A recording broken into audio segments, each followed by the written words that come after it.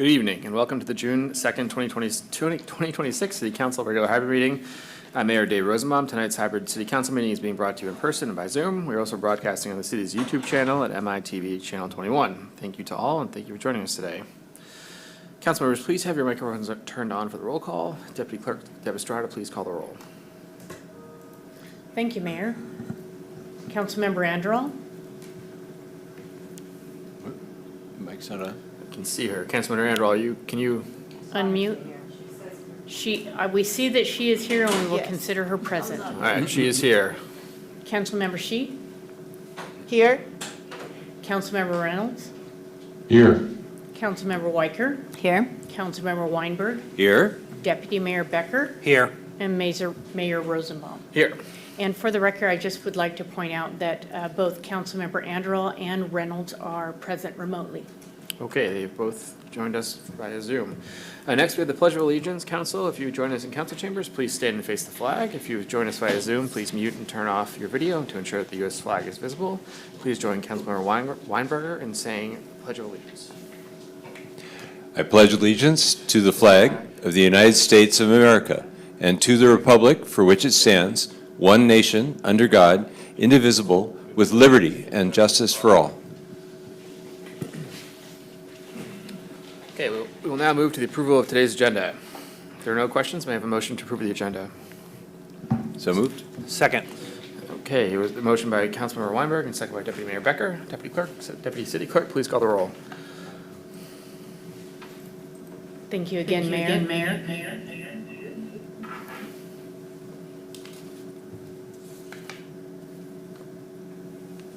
Okay, let's try that again. Councilmember Anderall. Thumbs up again. Okay, Councilmember Reynolds. Aye. Thank you. Councilmember Weinberg. Aye. Mayor Rosenbaum. Aye. Deputy Mayor Becker. Aye. Councilmember Shea. Aye. And Councilmember Weicker. Thank you so much. Okay, the motion is approved.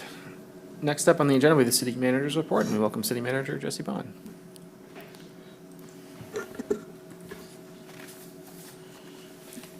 Good evening, Mr. Mayor, members of the council. Happy June 2nd. Next slide, please. While we are busy. Just a reminder, your next council meeting is June 16th. All of our boards and commissions are actively meeting this month. We've got the next couple of weeks up there on the screen. My thanks to the Planning Commission. They have been meeting almost weekly, I think for the better part of a month. We appreciate all of their efforts. All of our other meetings are updated on our website. It's at the bottom of the slide. Next slide. All right, hey, World Cup. We are just a couple weeks away here. Council, we gave you a briefing. I think that was at the last meeting, just letting you know about all the plans that we've made. Wanted to just highlight this facility specifically, the community center. We have intentionally scaled back programming for World Cup days. We just think it's going to be way too busy to navigate that. Instead, the parking lot will be available for parking for community members at no charge and for $25 for anyone else that's coming from off island. Your team is fully mobilized, ready for these mid-June to early July events, and we anticipate they will have a big impact on the island, specifically traffic and transit and the train. So there you go, a little update on the community center. Next slide, please. Switching gears entirely, that picture is a very old irrigation controller at Aubrey Davis Park. I think it's possibly 20 plus years old. Anyway, just wanted to mention a little shout out from the field. Our crews are in the process of swapping those out, which will help improve our water efficiency and water system management in our parks. So as we are also working with our community on all this new technology, I wanted to just mention that we're making some upgrades across our park system, and this is one of them. Next slide, please. Hey, I have some great news, some really good news. We are advertising the Luther Burbank Waterfront Improvement Project for construction. I'm not sure I can even find the words to describe the milestone that we have reached here. We began working on this project actually way back in 2006-ish, when the Luther Burbank Park Master Plan was adopted. Project design on this project started in 2020. It's going to do lots of things for our waterfront, including universal access through dock repairs, reconfigurations, new pathway, beach, plaza upgrades, some new utilities, and the list goes on. We are really proud of the work that we have done, City Council, thanks to you and our staff. We've received more than $5 million in state and county grant funding. This is a monster of a project to permit. It requires more than 20 permits from 8 federal, state, and local agencies. This has been the last several months is waiting for these permits to come in, and they have all come in now. So we are excited to be advertising the project for construction. Bidding closes on June 30th, and we anticipate bringing the bid award to you in July, with that subsequent construction project taking about 15 to 18 months to complete. So council, this is the beginning of the moment here to say we can do hard things. It takes time, but we can, and I'm super excited to be on our way at the very first step of pre-construction for this project. Next slide. Just one event to highlight for you today. We wanted to mention this Saturday, June 6th, whether you have a dog or not. If you'd like to borrow a dog, I have one that's available. From 10 to 12, we'll be doing a Paws on Patrol meetup at the Old City Hall parking lot. This is one of the crime prevention programs we run out of the Mercer Island Police Department. We're, working with our dog walkers, of which there are many on the island, to ask them to keep their eyes and ears open for things that should be reported. And as I already mentioned, if you don't have a dog, no problem, you're still welcome. If you'd like to learn more about our Paws on Patrol program, we do have some information on our website. Next slide, please. And some good news. Dog theme tonight. Isn't this cute? We have a dog stick library at the Luther Burbank off-leash dog area. How fun is that? Henry Kina, who donated, built, and installed a doggy stick library. We want to acknowledge our thanks to Henry for this very inventive addition to the off-leash dog area. It was made in remembrance of Ellie, who is the Kina family dog and loved many, many visits to the off-leash dog area. So we just wanted to highlight that, something fun that's going on down at Luther Burbank Park. I think that is the last slide. Council, I did want to mention to you, I shared last night with the permission of our police chief. She had a minor accident, and she'll be out for some time, but she is at home recovering, and I will make sure I extend all of your well wishes to her. That's all I have, Mr. Mayor. Okay, thank you. Our next item of business is appearances. This is the opportunity for anyone to speak to the city council on any item except items requiring a public hearing, any quasi-judicial matters, or campaign-related matters. Deputy City Clerk, is there anyone who has signed up for appearances and wishes to address the council? Mr. Mayor, my apologies. Okay. Doing this again. We have 4 individuals that have signed up for this evening. The first one is Addie Smith, remotely. Great. Tonight's agenda will include in-person public appearances and remote public appearances via Zoom. Individuals wishing to address the council may do so in person or by Zoom, provided they register with the city clerk by 4 p.m. today. When it's your turn to speak, you'll be called by name. Remarks must be addressed to the council as a whole and not to individual council or staff members. Any person making personal, impertinent, or slanderous remarks or becomes boisterous, threatening, or personally abusive while addressing the city council may be requested to leave the meeting. Please speak audibly and state your name and city of residence for the record. There will be a timer on your screen. You will have 3 minutes to speak. When your time is ended, your microphone and video will be turned off. I will thank you for your comments and move to the next speaker or item of business. Staff, please promote the first speaker. Mr. Mayor. Mr. Mayor, Addie Smith is not available, so the individual that's first up tonight is Charles Knight, or Kite, excuse me. up to the podium. Thank you. And please state your name and city of residence. Thank you. My name is Sabria Lika. I don't reside here. I'm here with the SBA, Small Business Administration, together with my colleague Charles Knight. I want to thank you for the opportunity to speak. We're basically here to inform everybody about the low-interest loans that are available because of the disaster that happened, the flooding that happened in December. The deadline is coming June 10th for people to apply, so we're hoping that you can help us to get the word out in our outreach efforts. The loans that are available for businesses are at 4% up to $2 million. But most people don't realize we also provide loans for homeowners and renters. So, and you would know better which areas have been affected or impacted by that flooding. So renters that had their automobile flooded, forgive me, or their personal property damaged have up to $100,000 that they can borrow at 2.8%. Nonprofits have up to $2 million at 3.6%, and the businesses have up to $2 million, as I said. But it's also important that it's not just whatever physical damage. Businesses sometimes think, well, there was no damage done to my property, but there's also economic injury that they might have incurred. So they also have the opportunity to apply for that. That deadline is not until January, so they have time for that, but it's something, it's advantageous to them because they're not thinking of the economic damage that might have incurred because the roads were flooded, and you all would know better which ones, were flooded and then ultimately will impact those businesses. So they do have until January, but it's important that we get the word out for the homeowners and the renters, because that deadline is June 10th. And though they are liberal about it, we just like to get the word out. But also the other thing that I wanted to mention is that it's not just, again, for the physical damage or the economic damage.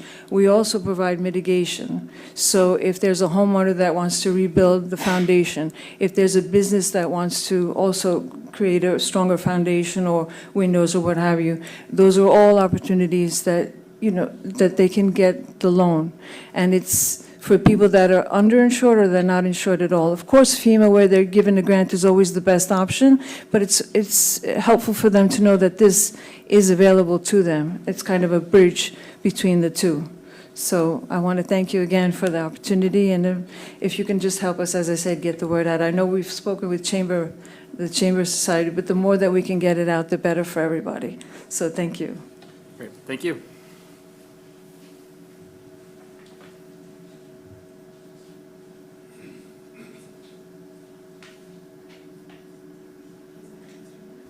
Excuse me, Mr. Mayor. I appreciate everyone's patience tonight since I'm filling in. The next speaker tonight is Mr. Mike Sarro.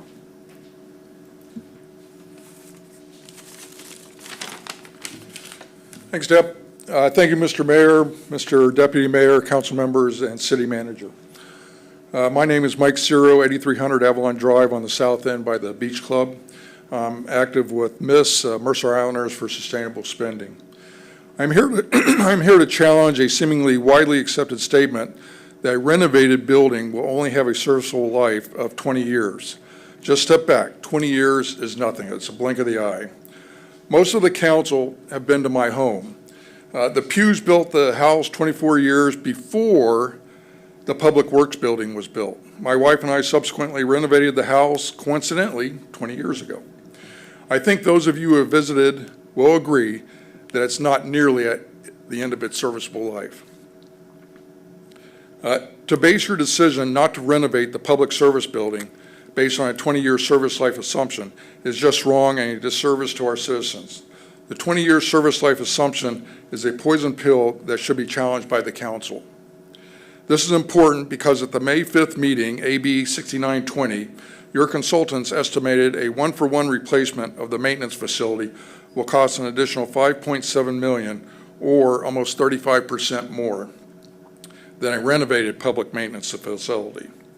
In industry speak, you're not simply doing a system-specific overhaul or a shell upgrade of extending a building service life by 15 to 20 years.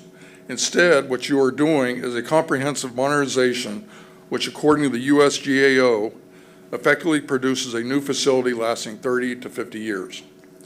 Useful life, serviceable life, etc., are abused terms used to justify new construction, especially government construction projects. The renovations briefed at the May 5th meeting will produce a nearly new building having a comparable life to that of a tear-down new building, with a significant cost savings of 35%, and saying nothing of the debris kept out of landfills. To repeat, the renovations briefed at the May 5th meeting will produce a nearly new building having a comparable life to that of a new building at a significant cost and environmental savings. Don't give the naysayers in the community talking points to oppose the renovation of the maintenance facility and the construction of the police EOC facility. Thank you for your service to the community, and thank you for giving me this time to speak. Thank you. Mr. Mayor, our next speaker is Hill Harper, and he had indicated that he would be here in person. Going once. Okay.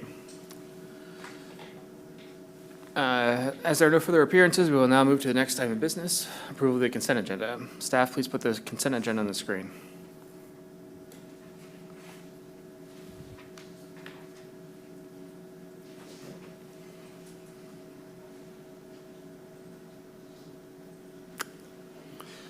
Okay, thank you. The consent agenda contains 7 items which are available on the screen in the agenda packet for review.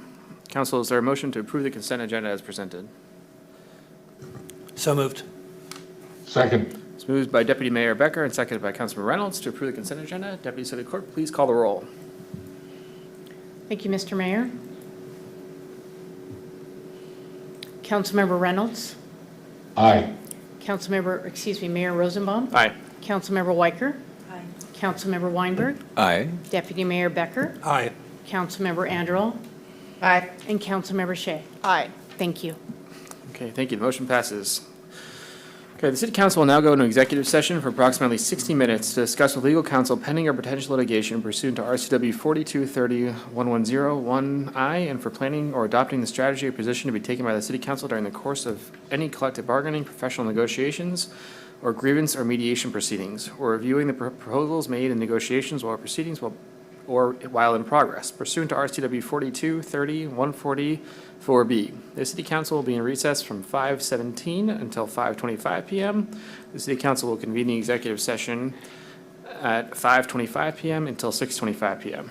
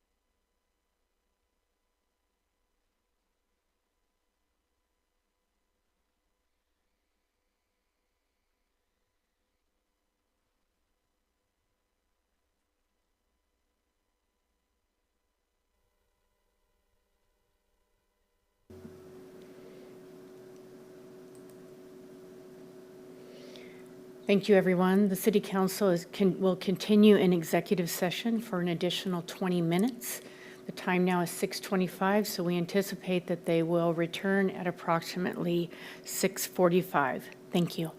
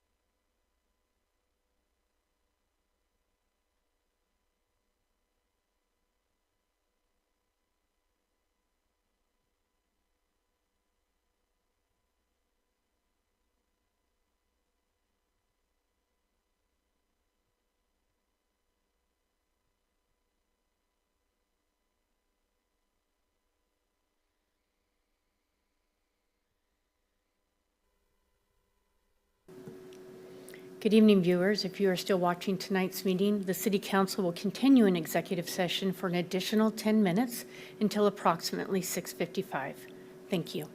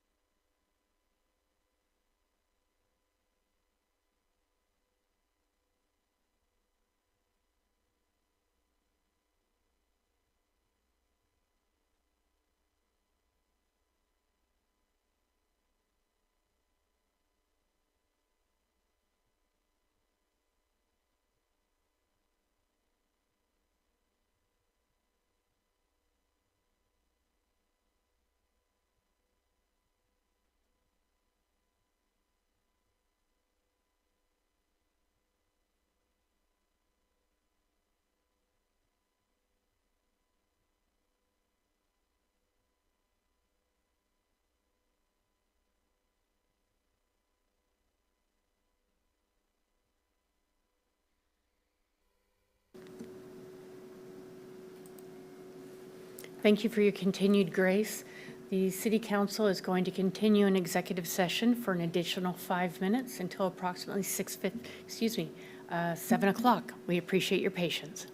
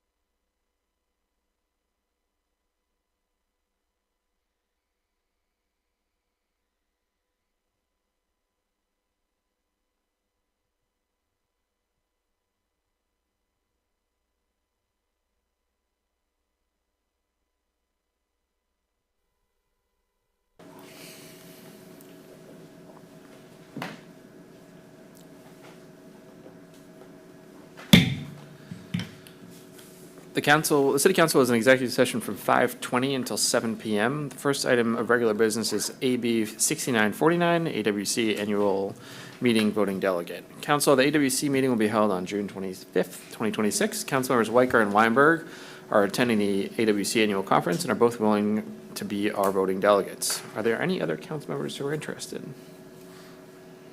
Okay, council, is there a motion to appoint council members Weicker and Weinberg as the voting delegates to the AWC annual meeting that will be held on June 25th, 2026? So moved. Second. Okay, it was moved by Deputy Mayor Becker and seconded by Councilmember Anderall. Deputy City Clerk, please call the roll. Thank you, Mayor. Deputy Mayor Becker? Aye. Mayor Rosenbaum? Aye. Councilmember Reynolds? I see his finger went up, so yes. Councilmember Shea? Aye. Councilmember Anderall? Aye. Councilmember Weicker? Aye. And Councilmember Weinberg. Aye. Thank you. Okay, thank you. Motion passes 7-0.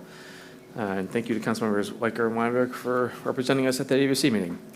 Our next item of business is AB 6936, renewal of interim development regulations related to middle housing and accessory dwelling units, ordinance number 2605, first reading. And this public hearing is now open as of 7:06 PM. Individuals who register with the city clerk's office before 4 PM today may make public comment on this agenda item. You will call by name. When it is your turn to speak, please speak audibly, state your name and city of residence for the record, and limit your comments to 3 minutes. Deputy City Clerk, is there anyone who has signed up for public comment that wishes to address the council? No, Mayor. Okay, thank you. If there's no further testimony this evening, the public portion of this hearing is closed as of 7:07 PM. We welcome CPD Director Jeff Thomas. Thank you, Mayor. Just trying to deal with the mic here. All right, I think we're on now. Okay, thank you, Mayor. Good evening, Council. For the record, Jeff Thomas with CPD. Joining me is Senior Planner Molly McGuire.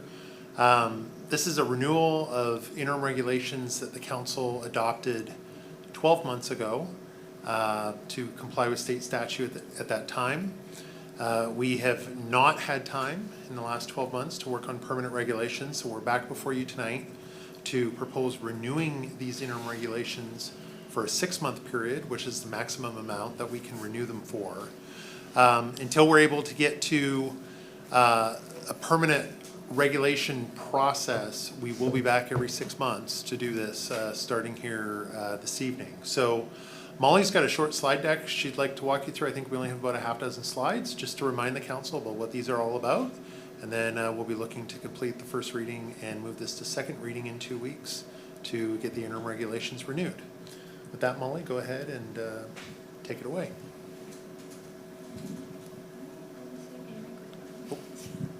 Thank you. All right, let me share my screen.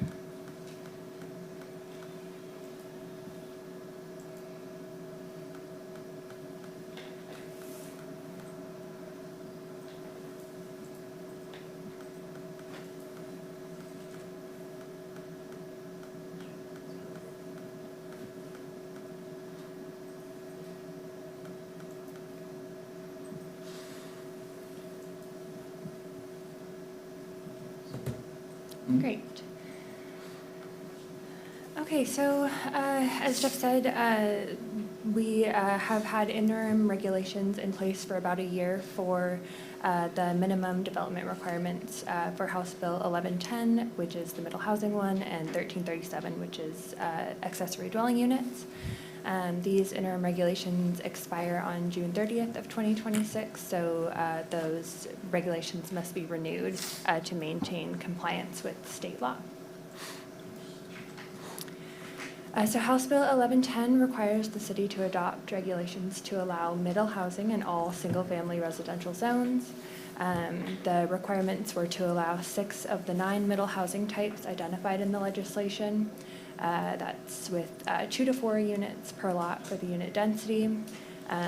The development standards couldn't be more restrictive than single-family residential standards. Design review, if it's required, must be administrative, and there were limitations on parking requirements allowed. There were also additional requirements that applied to zones that allow residential uses unless higher densities are already allowed, and that's to allow at least 2 middle housing units per lot, and then allow at least 4 middle housing units per lot if the lot is located within a quarter-mile of the light rail station, a quarter-mile walking distance of the light rail station, or if 1 unit is affordable. House Bill 1337 required the city to adopt regulations to allow 2 accessory dwelling units on all lots that allow single-family development. Those may be attached, detached, or a conversion of an existing structure. They need to allow at least 1,000 square feet per ADU. The owner occupancy requirement was removed, and then they could be sold as individual units. And the same restrictions on parking were implemented here too. Also, no public street improvements could be required, and impact fees were limited to 50% of the single-family rate. So a year ago, the interim regulations were adopted with kind of a 2-phase approach. Phase 1 was to adopt the minimum requirements. And renewal of those is required due to the Planning Commission and City Council working on compliance with the Growth Management Hearings Board final decision and order. So those will need to be renewed for an additional 6 months to provide sufficient time for Phase 2, which includes additional community engagement and refinement to tailor the code more to Mercer Island. Ordinance 2605 renews those interim regulations with no changes. So that includes the permit types in 1902 in the residential development standard. It adds the parking regulations to those general development standards. It adds a new section for middle housing, which establishes the unit density, affordable housing requirements, and parking requirements, and removes the owner occupancy in the ADU section. Increases the size. We previously had it at 900 square feet to 1,000 square feet, and then adds any related definitions necessary. So the next steps would be, well, we've already held the public hearing and first reading, and the new effective date, if adopted during the June 16th reading, would be June 30th of this year with the new expiration date of December 30th. And that is all I have for you. Okay, council, any questions?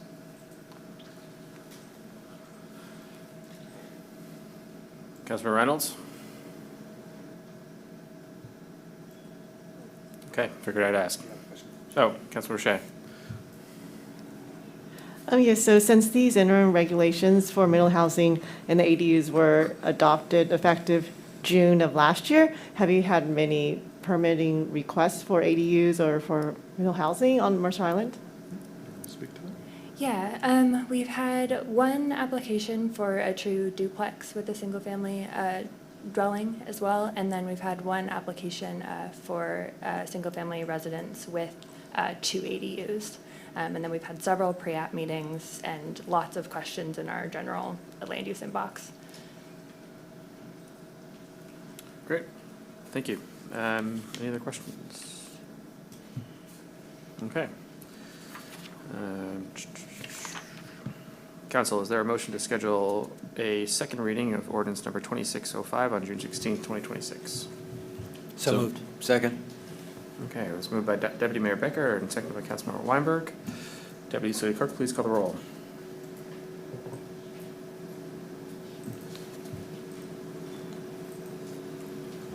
Thank you, Mayor. Councilmember Anderl. Aye. Councilmember Shea. Aye. Councilmember Reynolds. Thumbs up. Councilmember Reynolds. Thank you. Councilmember Shea. Aye. Deputy Mayor Becker. Aye. Councilmember Weicker. Aye. Mayor Rosenbaum. Aye. And Councilmember Weinberg. Aye. Thank you. Okay, motion passes 7-0. Our next item of business is AB 6937, public hearing on interim regulations related to unit lot subdivisions, SB 5258, in Title 19 MICC, first reading ordinance number 26-06. The public hearing is now open as of 7:15 PM. Individuals who register with the city clerk's office before 4 PM today to make a public comment on this agenda item, you will call by name when it is your turn to speak. Please speak audibly, state your name and city of residence for the record, and limit your comments to 3 minutes. Deputy City Clerk, is there anyone who has signed up for public comment that wishes to address the council? No, Mr. Mayor. Okay. If there's no further testimony this evening, the public portion of this hearing is now closed as of 7:15 PM. And we welcome CPD Director Jeff Thomas. Thank you again, and similar to what we just did, Molly will walk you through a short slide deck presentation just to outline unit lot subdivisions.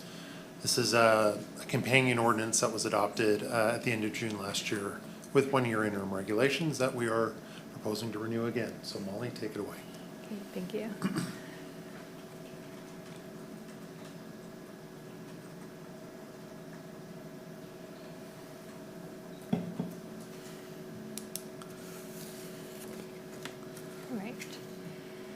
All right. So this ordinance was done on the same timeline as the previous one.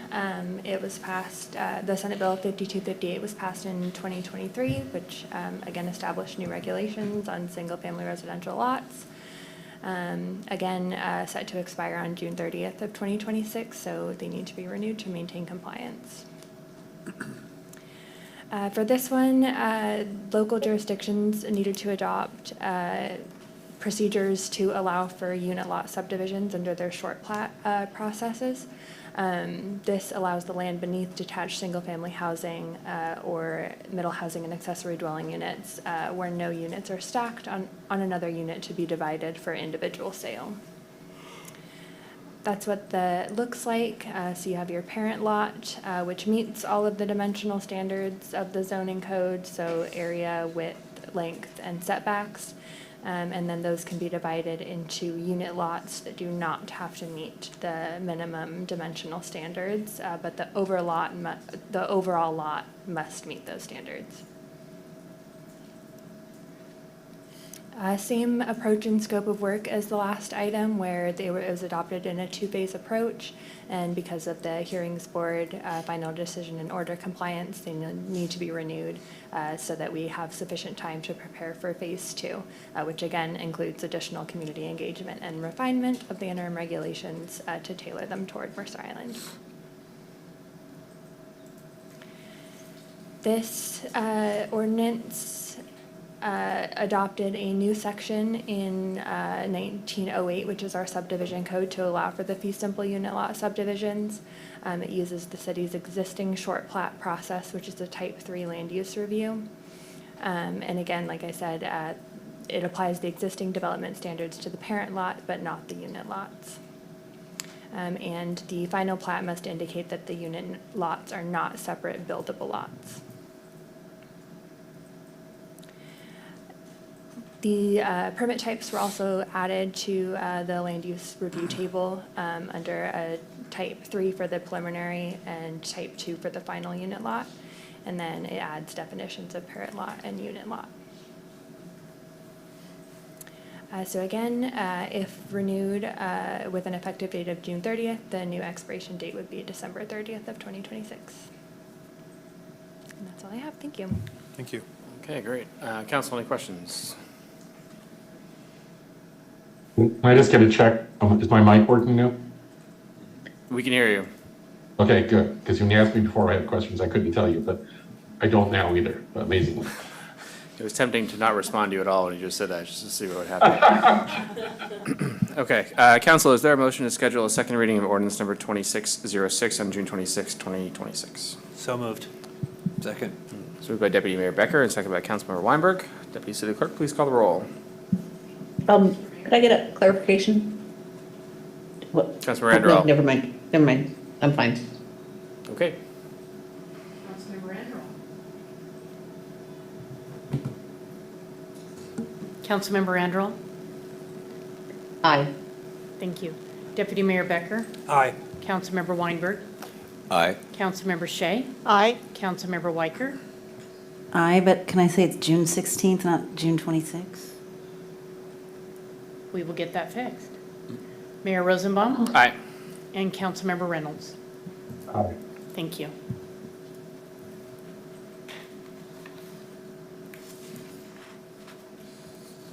Okay, motion passes.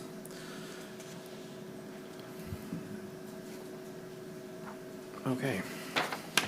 Our next item of business is AB 6938, public hearing of MICC Title V amendments, anti-displacement measures, first reading ordinance number 26C-07.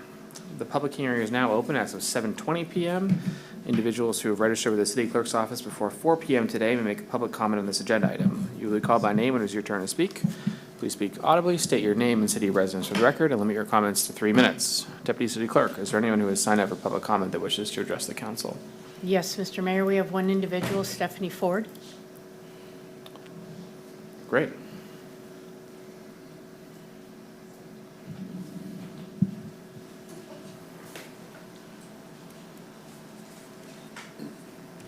Good evening. Mayor, council members, my name is Stephanie. I'm a local resident and I have a combined 13 years property management experience across multiple markets and ownership types. I share the council's goal for stability and fairness for tenants. However, based on my experience, I am concerned that extending the renewal notice period from 90 to 180 days in this measure will unintentionally create more stress and fewer options for renters on Mercer Island. A 6-month notice does not provide 6-month availability. Washington's legal notice to vacate remains 20 days before move-out. With the vacancy timeline unchanged, the longer renewal notice simply just shifts the timing of information, but not the supply. Renters end up fruitlessly touring homes without availability, which feels like a housing shortage, when really it's just a timing variance. This uncertainty will push more households to look off-island or into less secure arrangements such as informal subleases, short-term housing arrangements, just to have a plan. That's the opposite of housing stability. The state already requires housing providers to provide a 90-day notice per legislation passed in May of 2025. This provides meaningful planning time and stronger communication so that residents aren't blindsided. Renewals are the most equitable when they reflect market data, building costs, and real-time demand, making more predictable for the renter and grounded in current conditions. When forced to quote 6 months in advance, housing providers are required to make decisions based on information that just may not be available or accurate at the time that the increase takes effect. This can reduce flexibility and make it way more difficult to tailor rent increases to the actual market and operating conditions. Some providers, especially smaller ones without financial buffers, may adopt more defensive action, pricing their renewals higher just to hedge their risk. This results in more offers given closer to the state cap, which hurts cost-sensitive renters and undermines this council's intent by offering this measure. Furthermore, lenders and investors discount or actively avoid markets where income recovery is unpredictable. Measures such as these complicates underwriting for new construction and reinvestment into existing buildings. Policies that add forecasting risk can deter the very investment that keeps rentals well-maintained and creates new housing. In short, the proposal doesn't add stability, it adds stress. By preserving the 90-day standard, it will ultimately better serve renters and sustain a healthy, stable housing ecosystem on Mercer Island. I really appreciate your time. Thank you. Thank you. Are there any other speakers who signed up? No, Mr. Mayor. Okay. If there's no further testimony this evening, the public portion of this hearing is closed as of 7:24 PM. And we welcome CPD Director Jeff Thomas. Thank you again, Mayor. Joining me for this item is our Principal Planner, Adam Zach.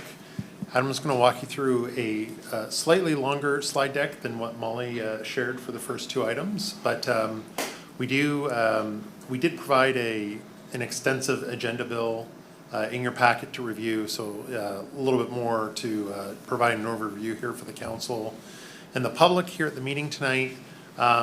This is the beginning of our GMA compliance efforts, one of the first formal actions in terms of ordinances or resolutions before you tonight for first reading on this matter. So Adam's going to share a screen, walk you through the slide deck, and then we'll be happy to have any discussion, take any questions the council may have. Great, thanks, Jeff. There we go. So our agenda for the presentation tonight, I'll start with a quick background of the Growth Management Act and our comprehensive plan. And then we'll move to Ordinance 26C07 and look at the different sections of the proposed amendments, and then next steps. Beginning with the background, so in 2025, the city's comprehensive plan was appealed to the Growth Management Hearings Board. We've presented on that a few times to the council, but coming out of that decision from the hearings board, there were 4 issues that the city needed to address.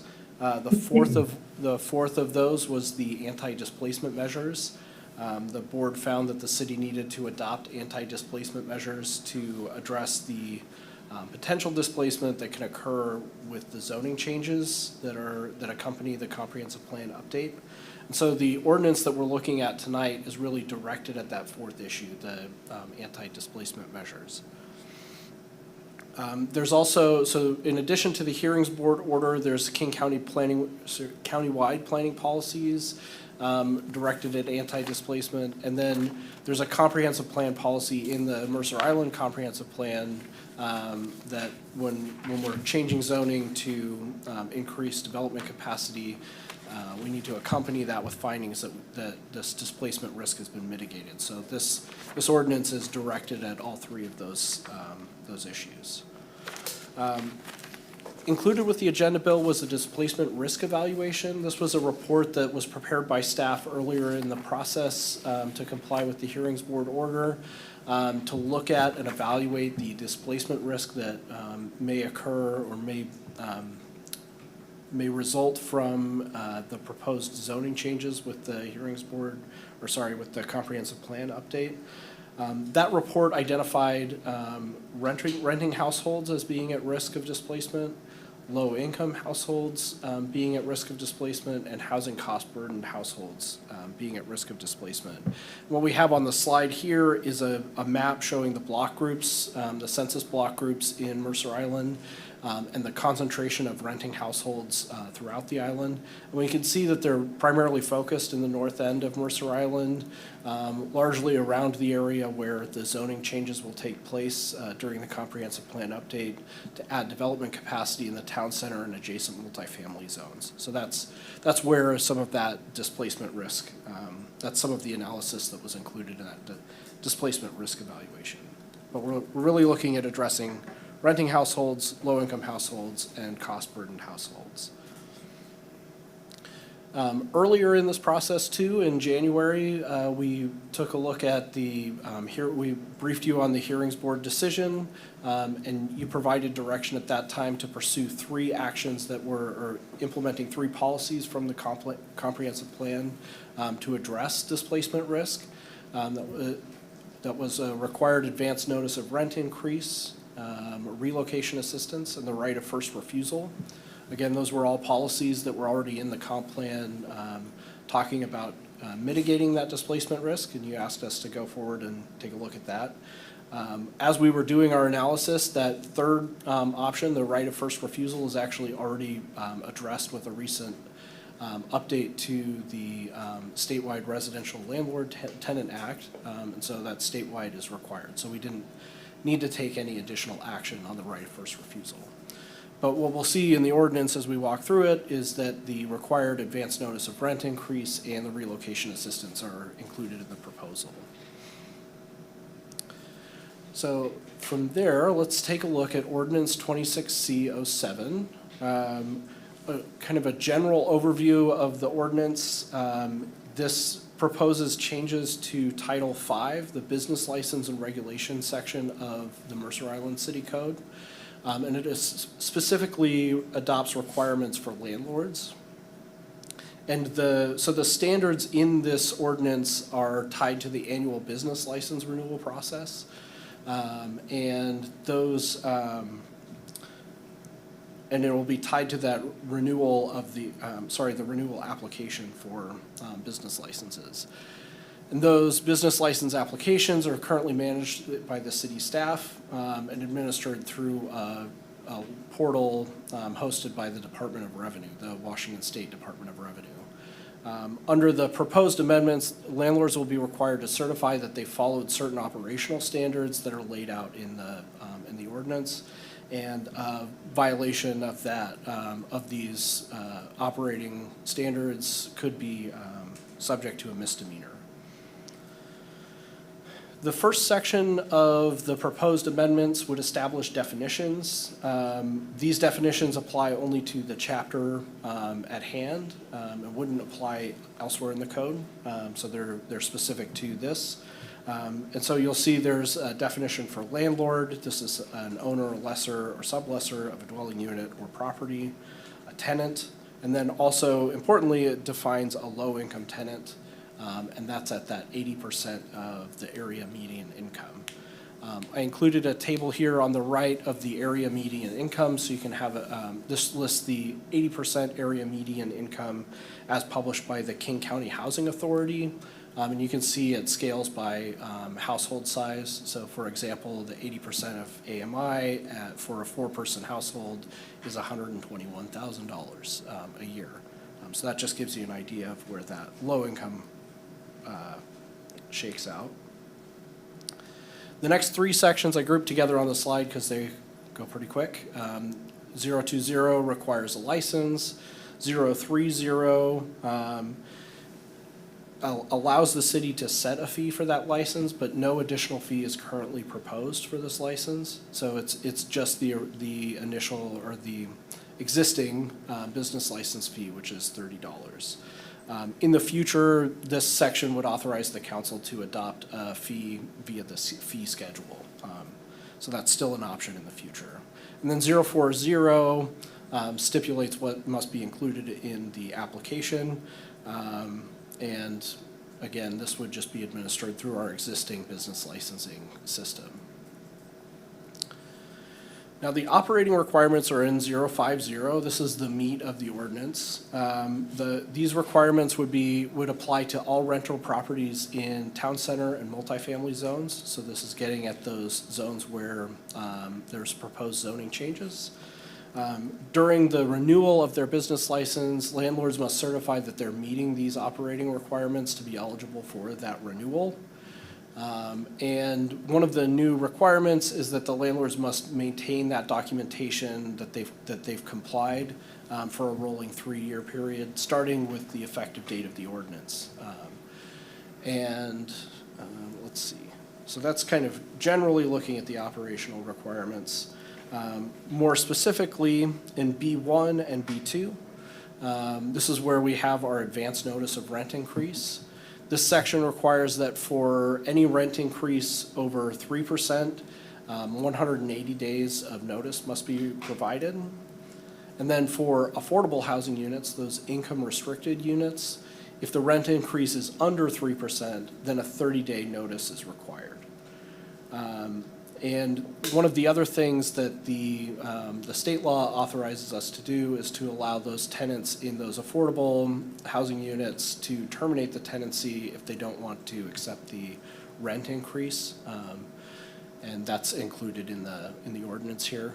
And then I also wanted to note that the state law currently requires 90 days notice of any rent increase. So if there was a rent increase that fell below that 3% threshold, landlords would still have to provide that 90-day notice, even though it's not included in the ordinance before you today. Then in 050B3 is where we get into the relocation assistance portion of the operational requirements. And this section would require that for low-income households, those households earning 80% of the AMI or less, that they be provided relocation assistance. If their unit is slated for demolition, substantial rehabilitation, a change of use, or removal of a rent or income restriction, in the ordinance, these are referred to as a relocation event. Substantial rehabilitation is also defined in the definition section. And then the ordinance stipulates that relocation assistance to tenants shall not exceed $2,000. So it caps that relocation assistance at the $2,000 mark. And that's consistent with the requirements in the Residential Landlord Tenant Act, the state law says specifically that cities need to, or can't require relocation assistance greater than $2,000 for low-income households. In the operating requirements, the landlord is required to provide tenants a 90-day written notice that a relocation event will occur. So at the time that they're planning a demolition, rehabilitation, change of use, or removal of rented restriction, they need to provide that 90-day notice. Then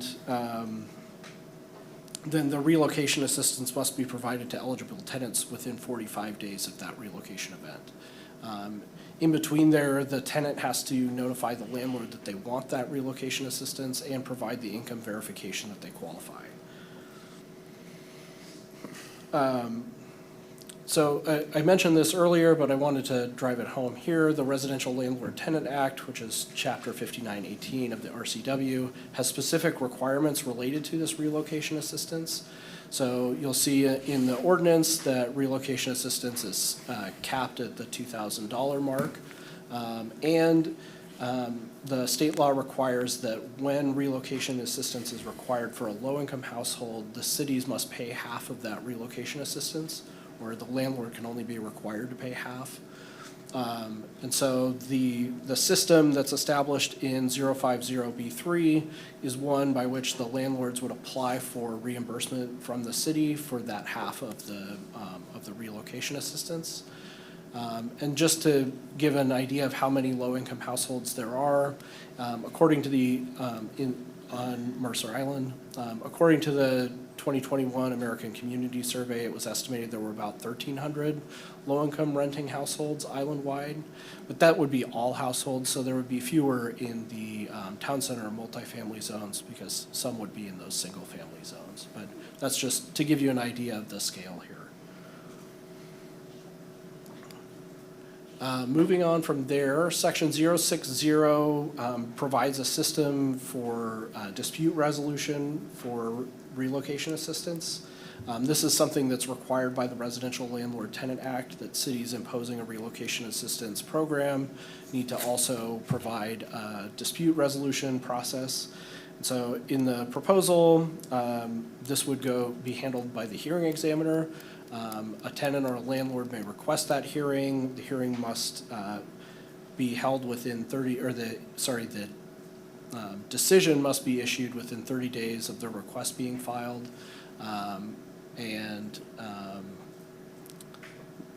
There's some other requirements. The notice of hearing shall be sent by the city at least 7 days prior to the hearing date, and decisions made through this process can be appealed to the King County Superior Court within 10 days of the decision. Section 070 provides a penalty for violations of these operating requirements. And again, I mentioned this earlier, but a violation would be a misdemeanor, and a fine for each offense would be $500, with an important caveat that each day out of compliance can be considered a separate offense, so there can be some additional fines levied there. I just wanted to tie it all back because I started really broad at the hearings board decision, and that's really the root of these regulations. So I wanted to just drive that home here at the end. Our displacement risk evaluation that was included with the agenda bill identified low-income, cost-burdened renters as the most likely to experience displacement. And the ordinance addresses this risk by offering those tenant protections that we just went through. That could affect those low-income renters during the phase 1 upzone of our comprehensive plan update. And then all of that is tied to this redevelopment activity, so that would be rehabilitation of the, or demolition of the unit, a change of use, that sort of thing. So this is all flowing from that displacement risk evaluation. That's the long and the short of it. And then from here, we'll move to next steps. So this ordinance is scheduled for a second reading on June 16th. We'd like you to set that second reading. The ordinance would become effective 5 days after the notice of adoption is published. And then following adoption, we'll have some implementation that we need to do on our side of things. And that will include some outreach to landlords to inform them of new requirements, coordinating with the Department of Revenue to update that online portal. And then also, we want to create some handouts and informational material to help the rollout of these new regulations. So that'll all follow on the adoption of the ordinance. And then from there, I'm happy to answer any questions. Councilmember Weicker. Well done, Adam. Totally appreciate nutshelling this all into a pretty straightforward agenda, Bill. Could you talk a little bit more about how we do the outreach to landlords and try to register all those rental properties, and what kind of administrative support we'll have citywide to do that? That just sounds like a whole new program, and once we get it going, of course, but the initial program rollout and including landlords sounds tough. I'll let Adam speak to some of the outreach. I think it's important to note, there won't be a mass registration all at once because these licenses are on rolling windows through a 12-month period. So when these business licenses come up for renewal within a 12-month time frame, so it'll be a staggered situation in terms of registration. Do you want to talk about the outreach a little bit? Sure. So we plan on reaching out, sending letters to landlords to let them know there's been a recent change, and here's what you need to do to maintain compliance with that change. That's the informational material we can send out. So that sounds kind of easy for the managed properties in the north end. What about the individual mom and pop renters down at the south end? Like, they have to do the same thing. How do we know what's a rental and what's not? These regulations will only apply in the town center and multifamily zones. And so the single property owner that's renting a house in the south end of the island is more than likely in a single family zone and wouldn't be subject to these regulations. Can we make that super clear on Let's Talk? Yes. Thank you. Councilmember Anderl. Yeah, thanks. Thanks for all of your hard work on this. I know it's been a lot, but, and Wendy just asked the one question that I had. The other question that I have is the 180 days, and we just heard one public speaker, talk about how that wouldn't be great. And I've gotten constituent feedback also. And I personally, having been a landlord and a tenant, both, wonder about the value of that in terms of, does it really help people, or does it just create a lot of long-term uncertainty? So is the 180 days required, or could some lesser number that maybe is still more than what state law requires be acceptable? Yes, a shorter term could be incorporated.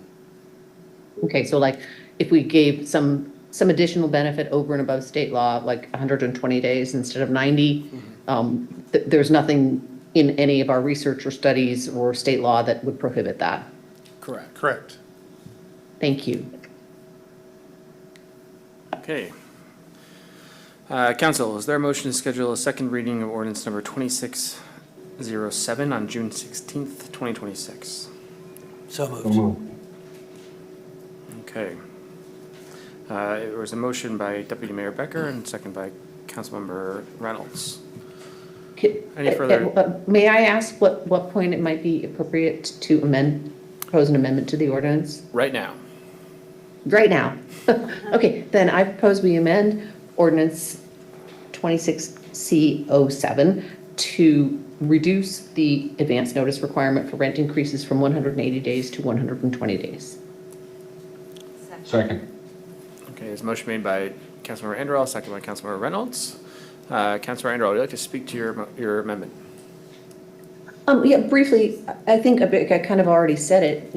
Having been both a landlord and a tenant, that kind of a requirement, without being able to predict what the markets are going to look like in that long of a period of time, creates a lot of uncertainty. I think the public speaker, Stephanie Ford, articulated a number of reasons how it could be a downside rather than an advantage. But if state law currently requires 90 days and we want to try to provide some additional notice period that allows better planning for tenants, to help them reduce their displacement risk, then I think that we should do that. But I think maybe 120 days is a better number than a half a year. Okay, any other comments? Okay, Deputy City Clerk, please call the roll on the amendment. Mr. Mayor, just to confirm, it was Councilmember Anderall, excuse me, that made the motion. It was seconded by Councilmember Reynolds? Yep. Thank you. Councilmember Weicker? Aye. Councilmember Weinberg? Aye. Councilmember Shea? Aye. Deputy Mayor Becker? Aye. Mayor Rosenbaum? Aye. Councilmember Anderall? Aye. And Councilmember Reynolds? Are there any, the motion? Amendment passes 7-0. Are there any further amendments? Councilor Reynolds. Yes, I'd like to propose an additional amendment to the same provision, I believe, which is 5.xx.050B, I think it is. The new language will say, the landlord shall notify all tenants or subtenants at least 120 days prior to an increase in rent exceeding a cumulative 3% in any 12-month period. That's the first sentence of that provision, and I'm basically changing it to be cumulative 3% rather than 3% each time. I'll second that. Okay, there's a motion, amendment made by Councilmember Reynolds and seconded by Councilmember Anderall. Deputy City Clerk, be able to get that amendment? I believe staff should have the amendment ready to put up, if I'm not mistaken. Sorry, what's the section? We have it. It was sent out by Adam. We can put it up. Thank I you. have it on a slide here. I can Okay. Yeah, if you could put it on the screen. It just won't have the 120. It'll still say 180, but That's okay. We just passed that, so won't hold that against you. so the existing's at the top and then the insertions here at the second, the proposed. I agree, that's an accurate representation of what I wanted, except for the 180 versus 120, which we've already previously approved, and I'm not attempting to undo that with this one. Councilor Reynolds, would you like to speak to your amendment? Yeah, just briefly, what I'm trying to get after here is a situation where with the 120-day provision, as we've talked about, as written, the original code would allow a landlord to impose a 3% increase every 4 months without having to do any sort of notification requirement. I want it to be a 3% increase per year. That's the intent of the change. And it's important to note that this is not a restriction on how much the rent can increase. It can still increase to higher amounts, so whatever, as long as they're compliant with state law. It's just relating to a notification requirement. Okay, any other comments? Okay, Deputy City Clerk, please call the roll. Thank you, Mr. Mayor. Deputy Mayor Becker? Aye. Councilmember Anderall? Aye. Councilmember Shea? Aye. Mayor Rosenbaum? Aye. Councilmember Reynolds? Aye. Councilmember Weicker? Aye. And Councilmember Weinberg? Aye. Okay, amendment passes 7-0. Are there any other amendments to the motion? Okay. Deputy City Clerk, please call the roll on the motion, the main motion. Main motion, just to repeat, is to schedule a second reading of ordinance number 26C07 on June 16th. Councilmember Weinberg? Aye. Mayor Rosenbaum? Aye. Councilmember Weicker? Aye. Councilmember Reynolds? Aye. Deputy Mayor Becker? Aye. Councilmember Shea? Aye. And Councilmember Anderall? Aye. Thank you. Okay, thank you. Motion passes. Thank you, our CPD team. A lot of work goes into these. We appreciate all that effort and look forward to hearing more from you in the coming weeks. Okay, we now move on to other business and planning schedule. We welcome City Manager Jesse Bond. No updates from me, Mr. Mayor. Okay. Council members, any absences to report coming up? Okay. Councilmember reports. Deputy Mayor Becker. I recently attended another Arch Council of Elected Officials event where there was a spirited discussion about low-income housing, which I feel like we've heard a lot about here, so I'm not going to update any more on that. That's all I have. Okay. Councilmember Weicker. Councilmember Weinberg. Yeah, so the monthly meeting of the Electeds Outreach Committee of the King County Cities Climate Collaboration, or K4C, was held yesterday. We reviewed the outcome of the climate-related bills in the 2026 legislative session and discussed at some length our legislative priorities and strategy for the 2027 session. And our next, my next open lunch is going to be at 12 p.m. on Saturday, June 20th at Haps Burgers and Taps. The address 2411 76th Avenue Southeast. As always, all are welcome. It's an open agendas, news, sports, weather, humor, even city business if you want. All I ask is that everyone please show your respects to the chef by ordering some food and or beverage, and let me know if you're coming so I can reserve a large enough table. Councilor Reynolds. I just note there's a Parks Commission meeting coming up this week. It looks to be a fairly routine agenda in contrast to some of the meetings we've had recently. Just election of new officers and a report, Recreation Division annual report. So I think it'll be fast and easy. Okay. Councilor Anderall. No, well, nothing except I guess I just want to reiterate my thanks to the Planning Division or CPD for getting us through this, what I thought was going to be really long and complicated agenda, and that turned out to be relatively streamlined. So compliments. Okay, Councilor Shea. Yeah, so at the last meeting, I was appointed as a voting member for Mercer Island City Council to attend the Puget Sound Regional Council General Assembly on May 28th. There are many elected officials and business leaders from across our region there, and we voted unanimously to adopt the fiscal years 26 to 27 supplemental biennial budget and work program, and to adopt the regional transportation plan. We heard from former Governor Christine Gregoire in an insightful panel presentation featuring Brad Smith, Eric Nordstrom, and Carrie Schroeder. So one of the biggest takeaways was the importance of stronger collaboration between cities and local small businesses and between all levels of government. Building a culture of responsiveness, partnership, clarity, and predictability is essential to supporting economic development and long-term growth in our cities.